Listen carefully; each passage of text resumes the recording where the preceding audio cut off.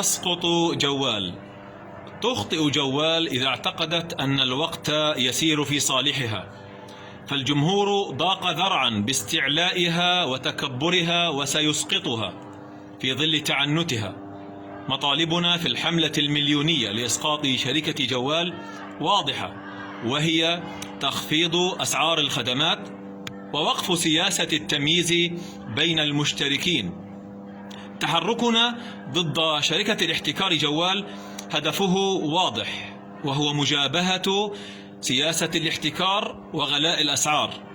لذلك فدعوتنا لكل منتسبي الحملة باستخدام تطبيقات التراسل الاجتماعي والامتناع عن شحن رصيد بطاقة جوال. وشهد شاهد من أهلها في شركة الاحتكار بأن كل مشترك جوال يحمل هاتفا ذكيا يكبد الشركة خسائر فادحة بالملايين. لكل ذلك نقول لشركة جوال بأن الحملة مستمرة في حال عدم الاستجابة لمطالبنا العادلة، وسوف نصعد خطواتنا ضدكم بإذن الله عز وجل. تسقط جوال، يسقط الاحتكار.